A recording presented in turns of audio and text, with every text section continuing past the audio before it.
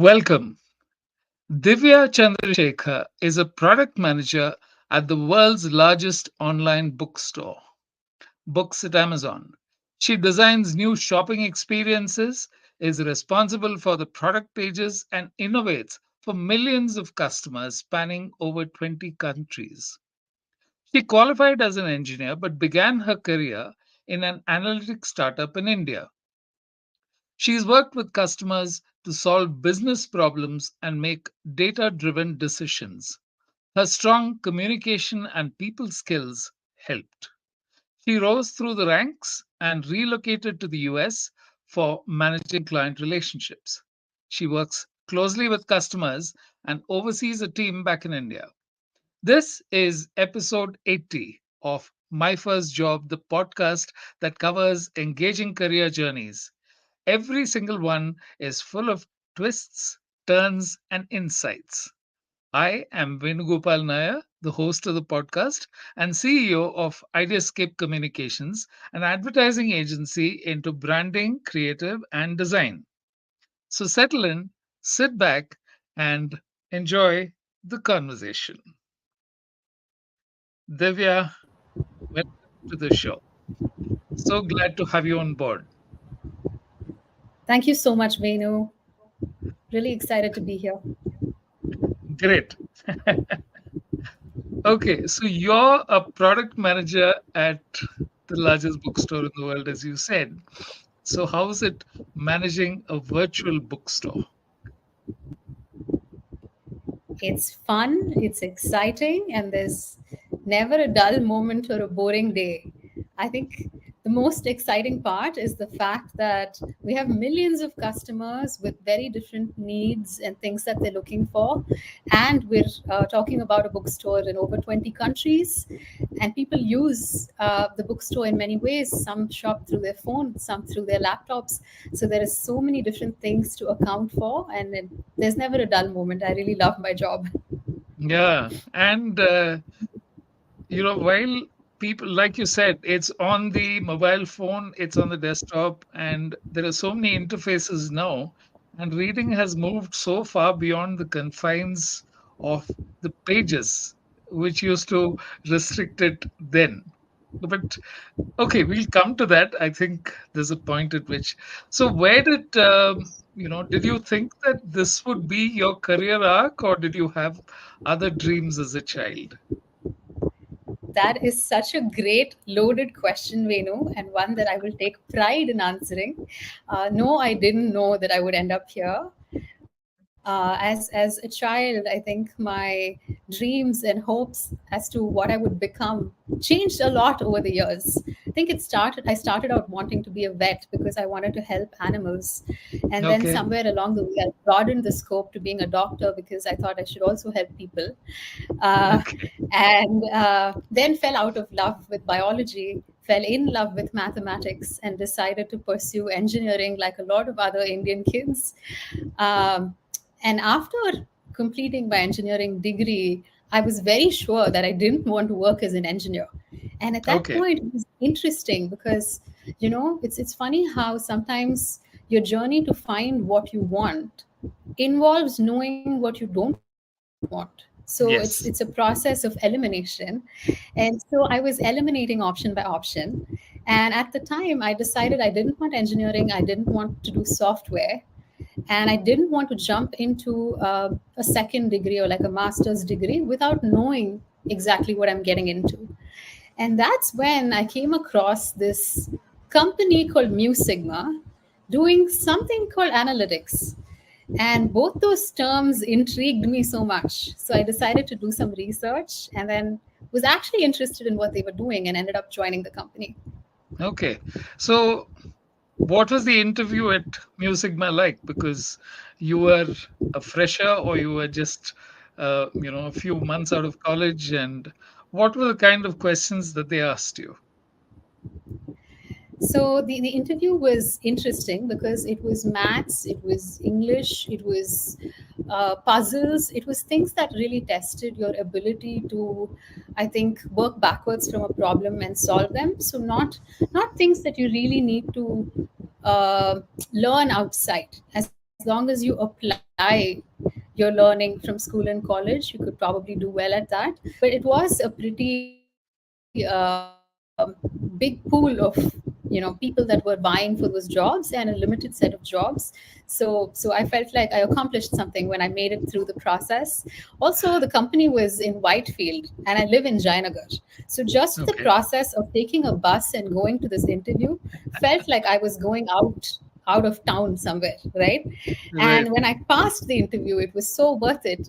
And the people that I met were so smart and capable that I wanted to spend more time with them and learn from them. And that's what really drew me to the company. So, what are the kind of projects that you did at Mu Sigma? So at New Sigma, I started out doing a lot of reporting kind of projects where, Okay. the customers would have specific business questions, and I would have to work with different data sets and come up with like reports or analysis that helped them, right? So it might be, for example, a customer that wants to know which sales leads they should target, and something like that would involve looking at a bunch of different variables to decide how to prioritize those leads, actually do that prioritization, share it with them, come up with a mechanism to do that on an ongoing basis, understand how they performed in actually selling to those leads, and try to scale that process. So it was very interesting in that there were many different problems and customers that I was exposed to. And Mu Sigma was almost like a mini university because they hired a lot of young, fresh graduates and put us through this training program for a month or so, where we learned to use different statistical tools and softwares, as well as like revisited some of the statistical concepts that we might have studied in school or college. So it was a great process to sort of learn these things and learn them in a group setting, like an extension of college almost. Right. um, and then have a Except that chance you to were work being with them. paid for it, which made a difference. Yes, absolutely. And we worked for customers mostly based overseas. That was the model of the business. So Okay. having exposure to customers based in the US, in my case, the US, other people worked with clients in other countries, was also a great learning because it's not something that I had the opportunity to do previously in my education in India. Okay. But this is interesting. So, the sales leads, you actually had to figure out ways in which you could statistically tell people which of these would convert, or was it something else? Was it methods and strategies to try and improve that? So it's both. The first part was just descriptive in that, really being able to look at a bunch of variables. You might look at, the size of this company, or how many employees are there, or what their need for a certain product looks like, and Okay. use some of those variables to prioritize it. And then the statistical pieces would come in more in terms of like, can we do something predictive? Like, do we Okay. know that this customer is going to want a product a year from now, or a customer that bought a year and a half ago is going to want this product again?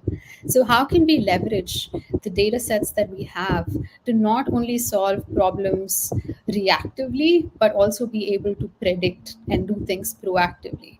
So it was very interesting to kind of be exposed to these different lenses of problem solving. Which is interesting, Divya, because Um, I don't know if you've done this, but have you ever examined yourself as a customer when you're buying stuff?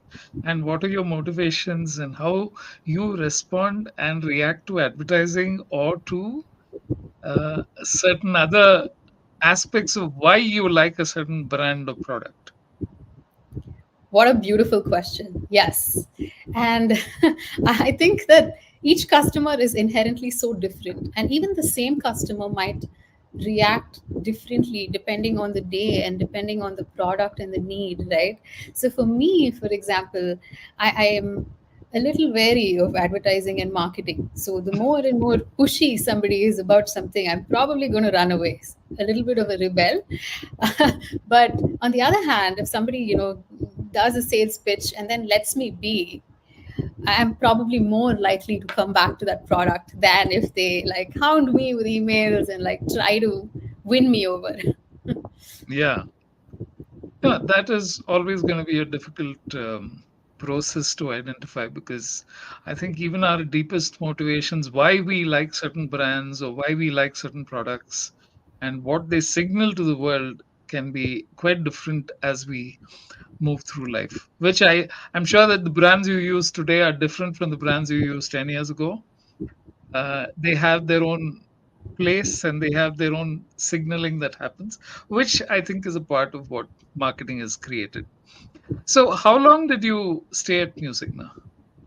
So I spent about 4.5 years at Mu Sigma, a couple of years in Okay. India, and then the rest of the time in the US.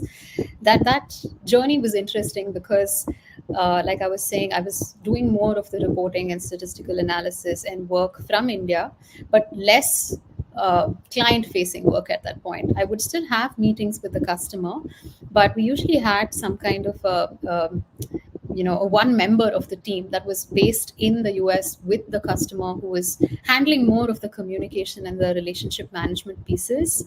And I would work closely with that person to present my work and learn how the customer reacted and so on. But sort of making that transition from being in India to moving closer to the customer was very nice. And I spent about 2.5 years in that role, working out of the customer's office, which was very different. Like the kind of challenges that I faced, you're now in the hot seat, right? Like you're sitting next to your customer and they want something yesterday, and your team can have it next month. So like handling those type of situations was very interesting for me. And also the US work culture, right? I hadn't experienced that or seen that firsthand. It was interesting to sort of experience that, as well as fit in at such a young age. And what was it like, the situation that you just described, which is pressure from the client and the team is not either equipped or ready to deliver at a certain point? What was your way of getting the customer to understand? So definitely a lot of uncomfortable moments, right? Like to start with, it was very hard because Yeah. I think I was more in the protected position when I was working from India, because somebody else was dealing with this pressure and I had to just do my job, which seemed much easier. And now suddenly I had to deal with this firsthand, so it was hard. But at the same time, I think what it taught me is how important it is to, one, define the problem that you're going to solve. Like I think half the success of your project or deliverable is in defining that problem correctly. Like, and then how do you do that? It's in understanding what the customer wants. And at this point, I feel like sharing an adage that I've read that is associated with Henry Ford. I don't know if he actually said it, but it goes something like, if he had asked people what they wanted, they would have said they wanted faster horses, but he built an automobile. So I think sometimes you have to not ask your customer what they want, but what is the problem you're facing, and then you can figure out what it is you can actually build or like do to solve that problem, versus take their answer firsthand in terms of what they want. So I think it taught me that skill, as well as the sort of expectation management in terms of timelines and scoping, because I was definitely in situations where, for example, I worked with one customer that was an online food ordering business in the US. And this was during my time in India. But I was part of a pilot program where we had to prove our value to this customer. The project was, I believe, for about 3 months. And we had to prove our value to get a retainer agreement and a contract with the customer. So it was one of those high pressure situations. And it was also new. This whole idea of online food ordering was not a common thing in India at that point. So Right. didn't have a ton of context on what it meant. Plus, there is like the American cultural aspect to it, which I don't think we understood very well. We had to do our research to understand that. And then there were all these technical challenges in terms of being able to get the right level of data and get the right data sets, clean them, remove outliers, actually be able to make sense of the data sets, sets, to provide some kind of a recommendation. And all of this was very hard to do in the 3 months that was accounted for with the number of people that were allocated in this project. This was the first time I was kind of leading a team of analysts, and we struggled. We failed in some senses, right? We didn't convert that agreement.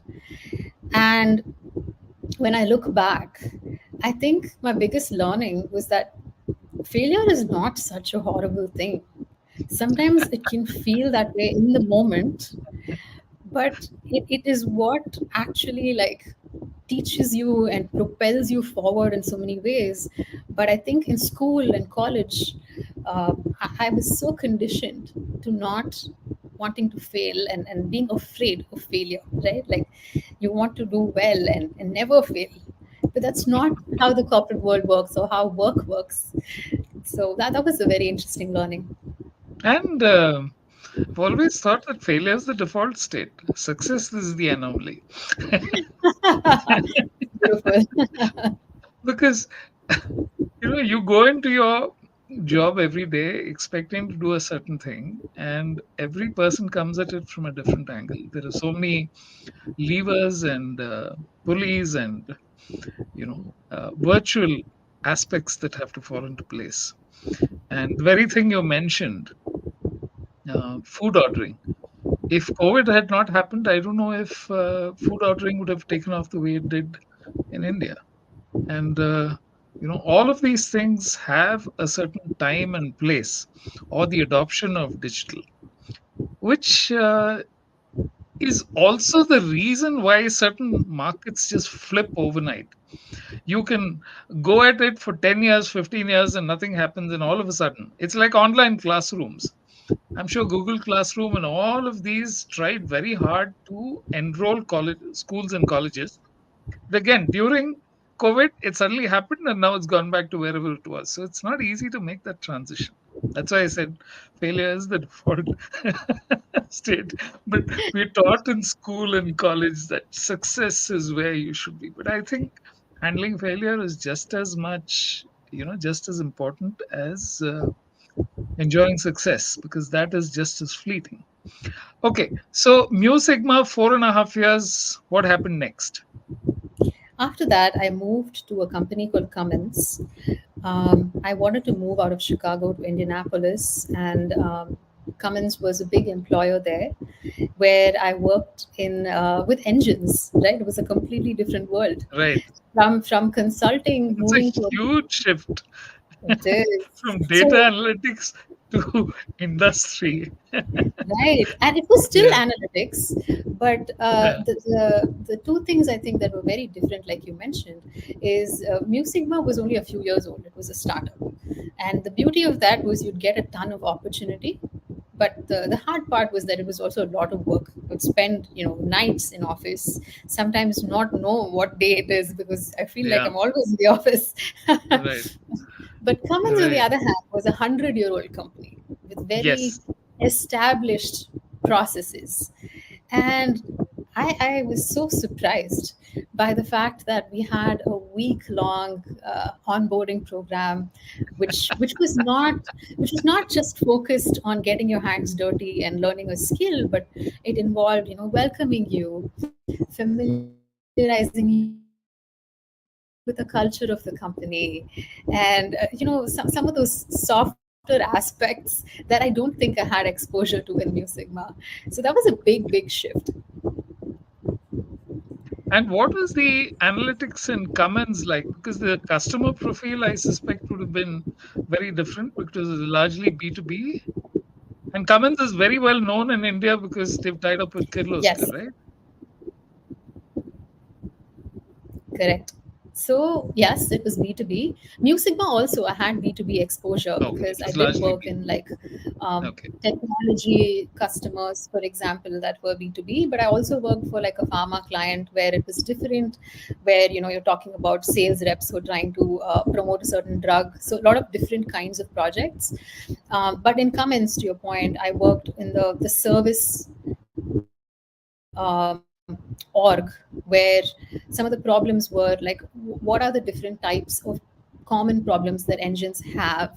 How long does it take to fix them? How can you help engineering fix them faster? How can you help the service team diagnose them sooner? What can you predict? Can you predict that a problem is going to happen in an engine? What kind of problems occur repeatedly? Because that is very annoying for a customer, where Yeah. something is happening again and again, and maybe you could prevent it, or have them come in for a service sooner. So all of this really like boiled down to understanding data, the customer, and the problem. Like, although it was very different spaces, I think what I could see was common is that at the end of the day, data is data. Like, there's definitely context. And that's where working with the experts in each of these spaces was important, because I would work closely with the service engineering team and leaders in Cummins, because they were the engine experts. I was not. And the same was true Okay. for a pharma customer or a technology customer, where they knew their product best. I could learn about it, but I would not know as much as them. And it was important to work together and collaborate to see how I could use the data to help them, but also bake in their judgment, which sometimes goes against data, right? The data might tell you something, but you're missing something that's completely outside of all the variables that you have. It's a market event, it's something Yeah. that you don't know of. So they would fill in those gaps. So I think that was beautiful. Okay.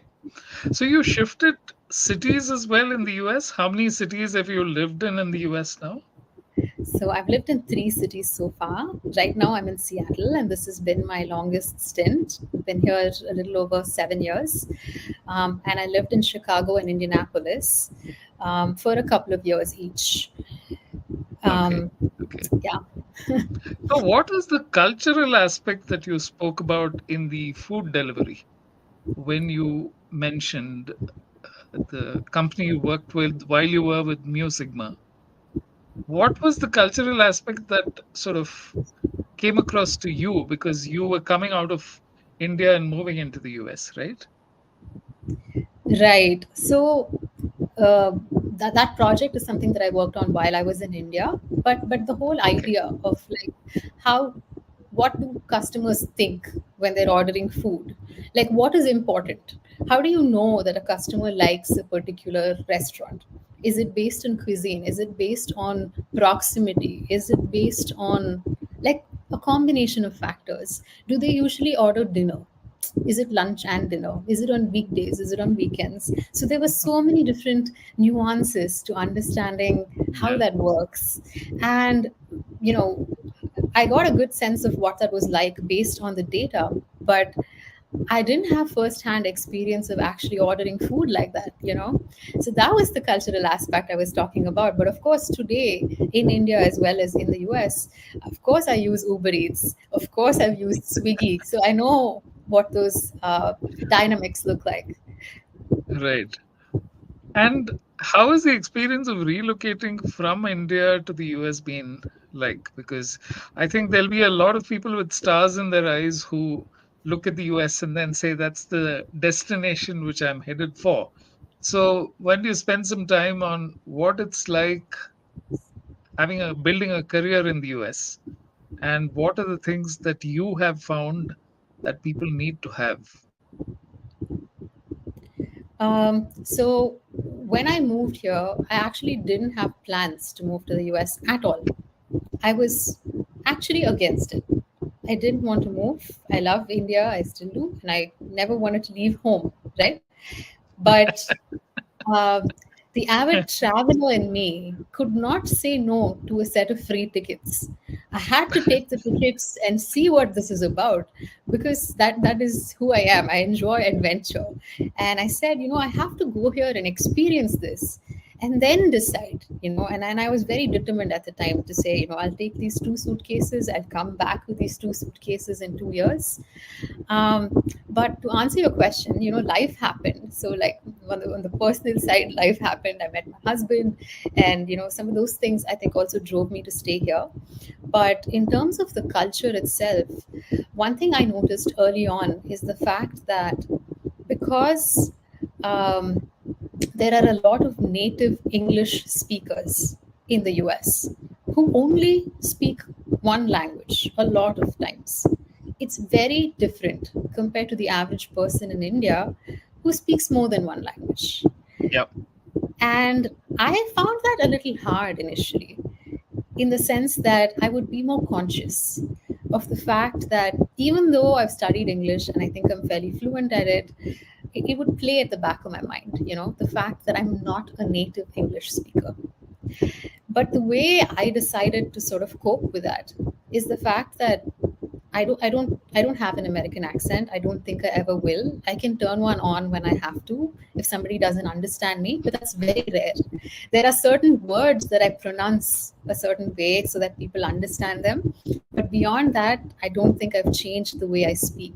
So that is a decision that I made. And I also figured out that if you speak slower and more deliberately, people understand. So Yep. those were some small changes that I made in terms of my communication style. The second piece, I think in India and growing up, I was taught so much to work hard and allow my work to speak for itself, not market my work, which I think is not true for the corporate world here. It's very important to market your work and market yourself.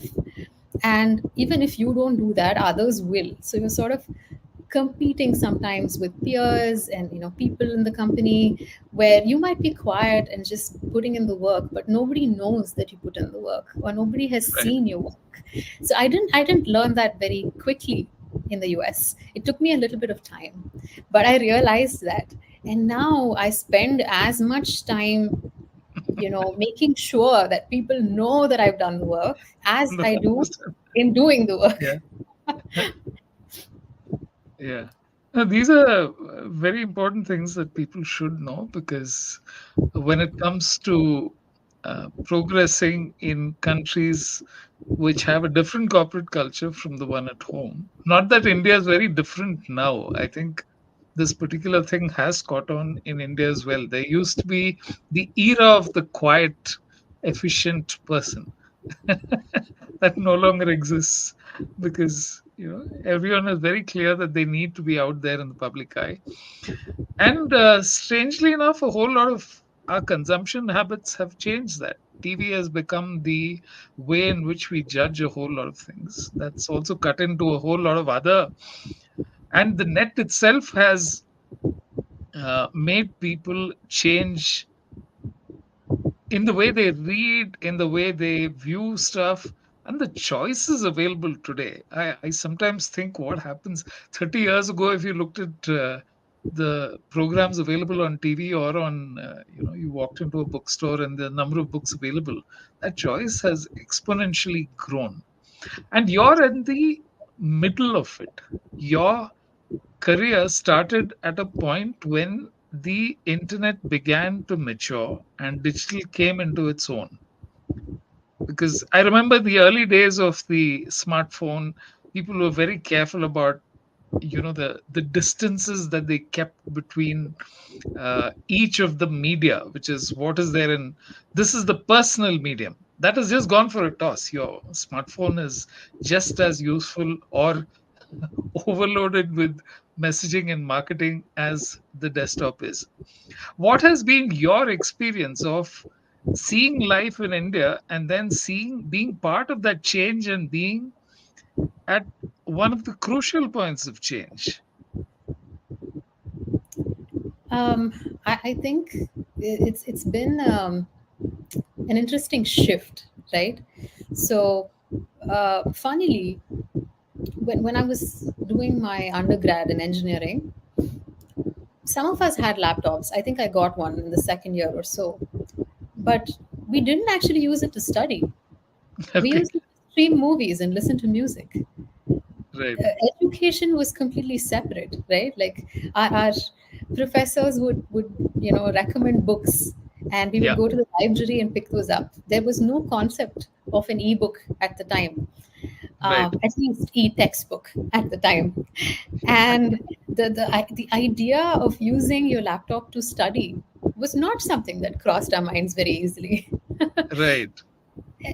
And so moving from that to being able to have anything that you want in terms of information at your fingertips using your phone is a huge, huge shift.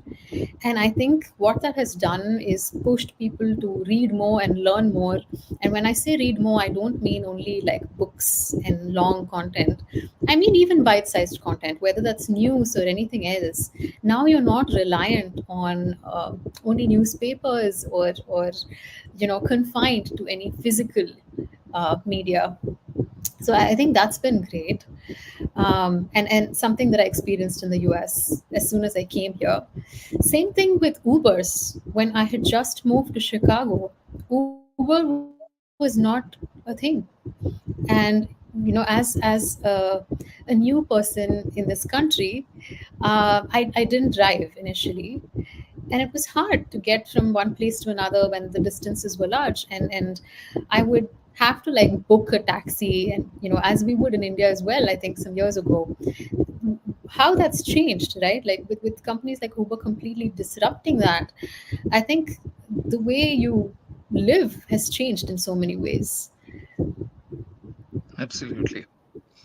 So, how did this shift into product management begin? Or did you think that you were doing product management, except that you were designated differently? Or how did you see it?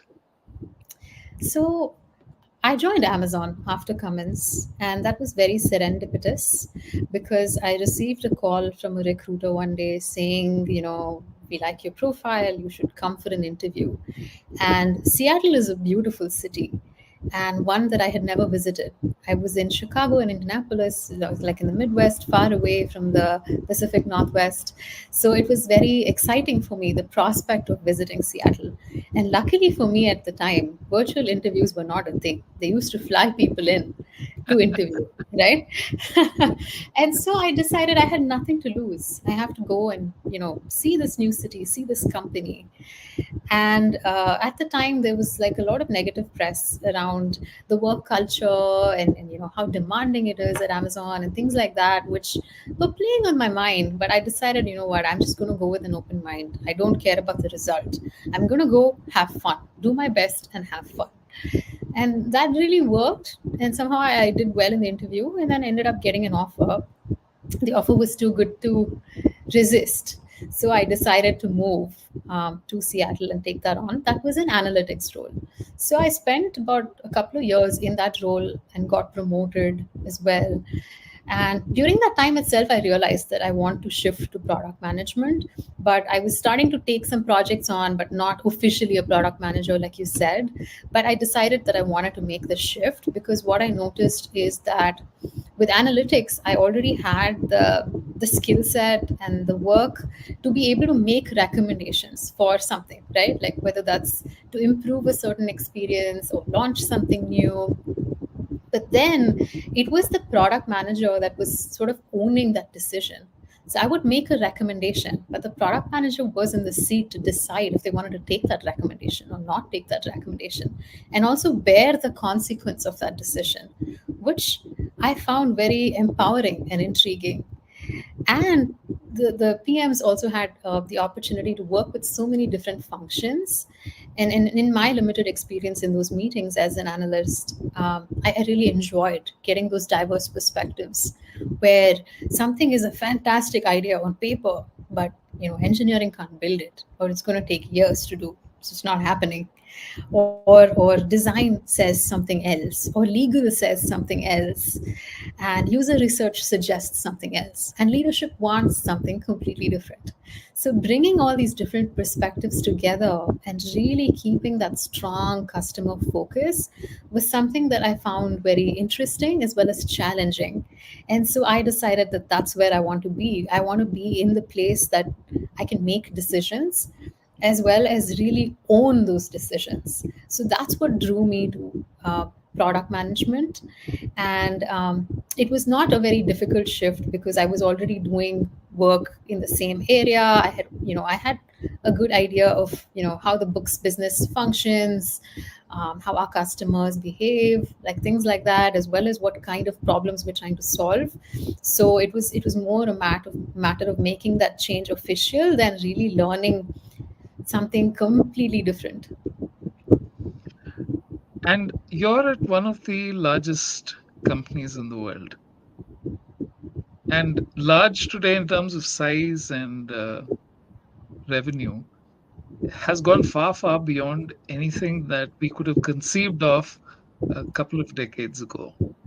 What's it like being inside one of those companies? Have you felt it's very, you worked for a 100-year-old company, you work for a startup, and now you're working for one of the largest companies in the world. It's in the top five.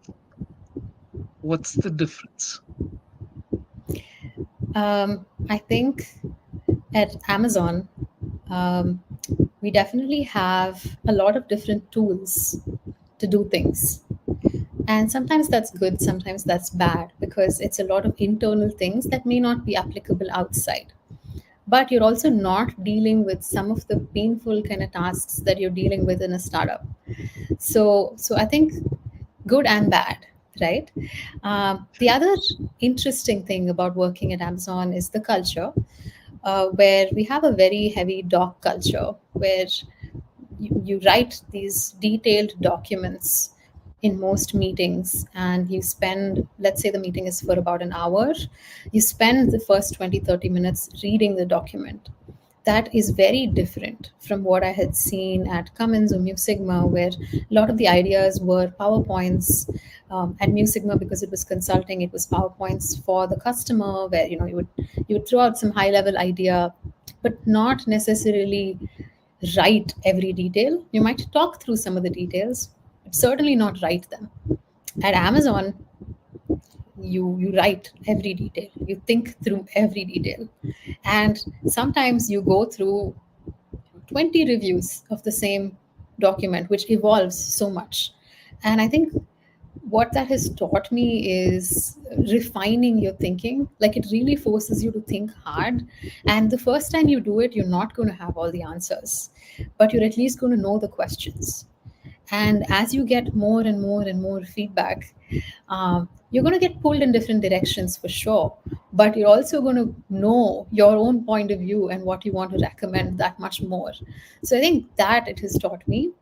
um, and in terms of the kind of people, right, so Amazon is such a big company. I think you have access to a lot of different people with different skill sets, different backgrounds.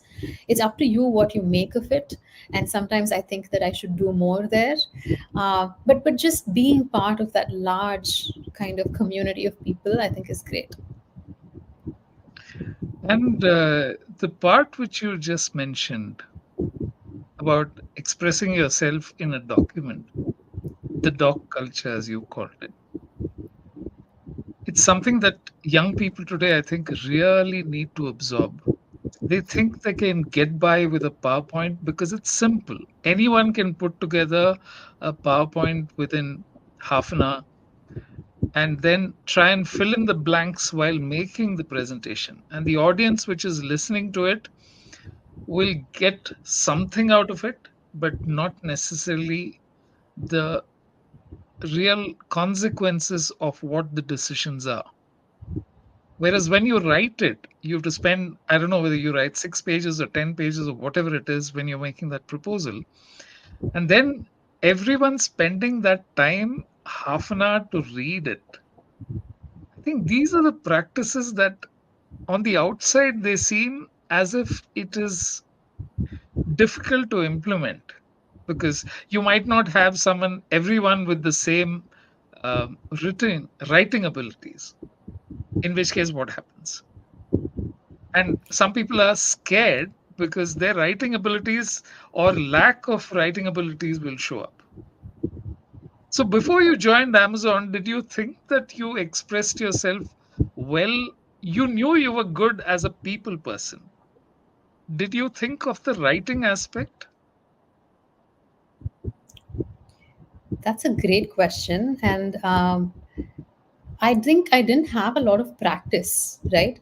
So you Okay. would you would write in school or college, but not at work. None of my previous jobs have involved Yeah. writing Yeah. documents. So that was Yeah. definitely new. But I think the idea of being thorough and detailed in your thinking is something that I really enjoy.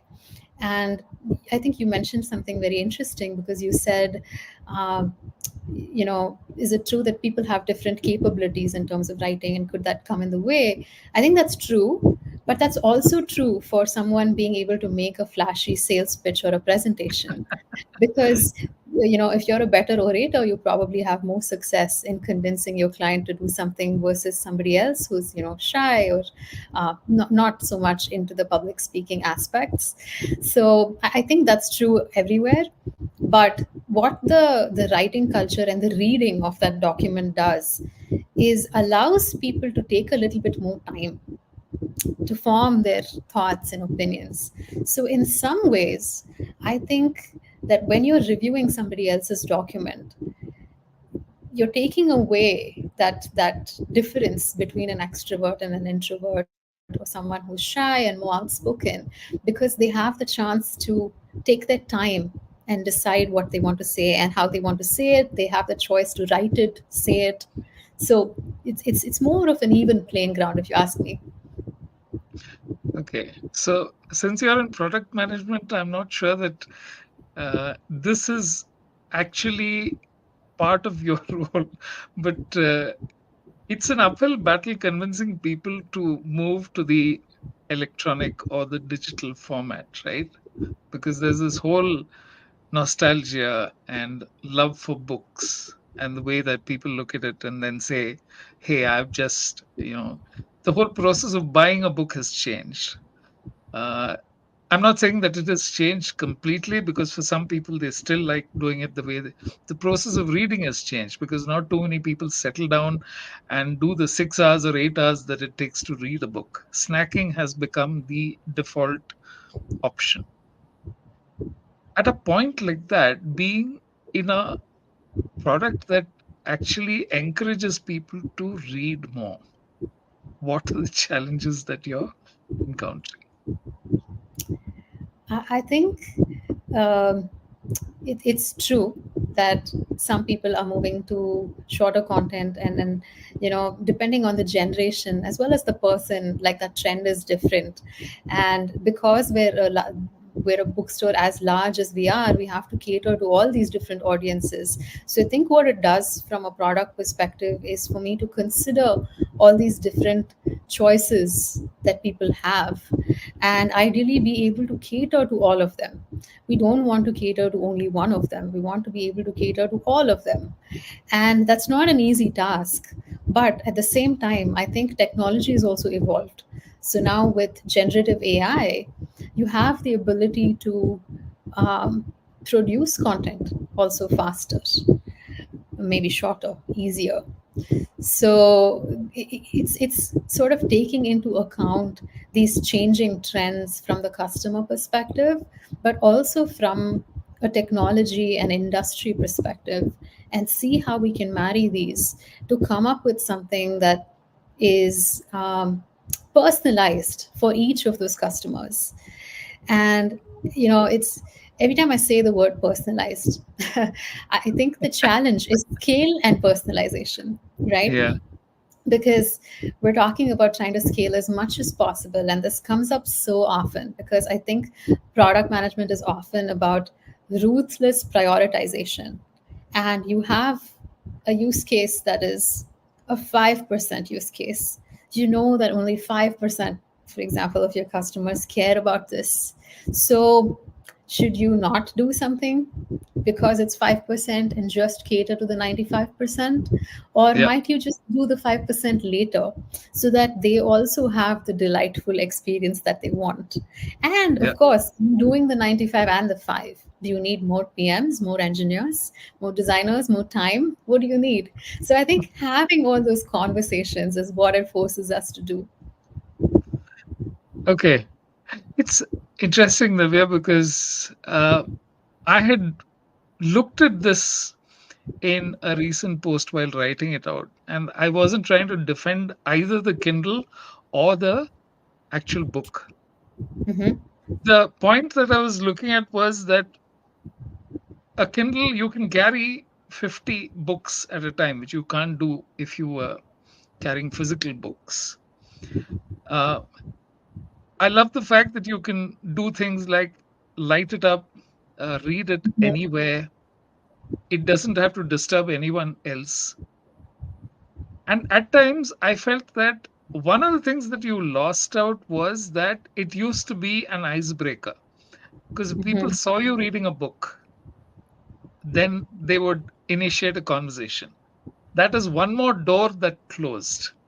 Because today we're getting into worlds which are very distinct. We are sitting next to each other, but we are lost in our own spaces Mhm. completely. And that space is getting constrained. While it's getting enriched, it's also getting constrained, which is, I think, one of the problems that every company in the digital space is wrestling with. Then, little things like I used to love the fact that when you're getting through a thick book, one side became heavier than the other physically. So when you flipped the book and you read it, there was a sense of satisfaction, which 65% left or 90% complete just doesn't. The notification is the only thing that can work. You can't change it. Whereas the bookmarks and the dog ears and all those things are part of the mystique of what kept books, as steady as they are today. But that's a different thing. Since you're into product management and in books, I said, let me give you my perspective because I read a fair amount as well. And how do you see this evolving? Do you think that it'll reach a point where this is one of those arguments that will never get settled? I don't think it will, because it's not as if people have stopped buying vinyl records, they've stopped listening to radio. It's there are certain things which will never change. But how do you see this evolving? Thank you for sharing kind of like your experience of reading, because I think that's very interesting. And I think I'm with you in that I don't think it's anything's going away. You know, the balance may shift depending on the generation and the time and the type of content. But until we're able to bring the smell of the pages online, I don't think we're ever going to be able to replace print completely with digital, and for good reason, right? There are customers who prefer a given format of consumption, and that's true for our listeners as well, people who like to listen to books, which was not a thing in the past, right? So depending on whether you're someone who's driving and you still want to read or listen, you're able to do that. So I think the mode of consumption is sort of a secondary thing in my mind. The first thing is more about how can we bring you the delightful books that you're looking for and help you find them easily, um, and then let you uh, read them the way you like, right? And that may mean different things. It may mean listen, read on Kindle, read in print. It may mean read short content, long content. It could be anything. It could be listening to some aspects but reading others, but allowing you to really do whatever you want and enjoy that book is what we try to do. And that's how I see this whole thing evolve. Okay. And in terms of your own career, what is what is it that you think you need to do in the immediate future?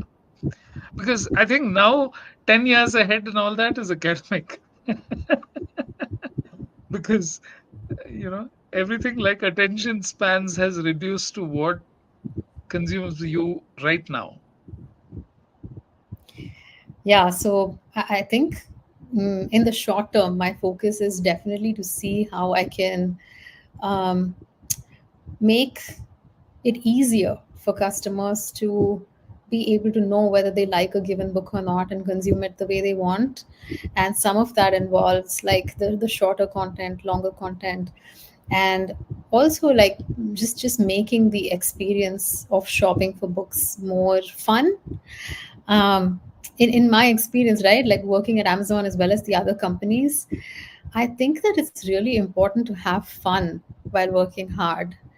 Like work should also involve play, and I want to extend the same thing to my customers. It shouldn't just be a mission like, I'm finding my book and I'm just getting my need met. It has to be fun along the way, and you have to enjoy the process. And that's what my focus is in delivering to the customers. Right. And I'm surprised at how much of today's world in digital is trying to keep certain aspects of what used to be there earlier. So if it's a travel destination, then you try and get as much of the um, sort of experience of the place while sitting at a laptop. Or now it's moved into the virtual thing where you wear glasses and 3D glasses, and it's Mhm. getting to the part where this whole thing is about the experience getting more and more real.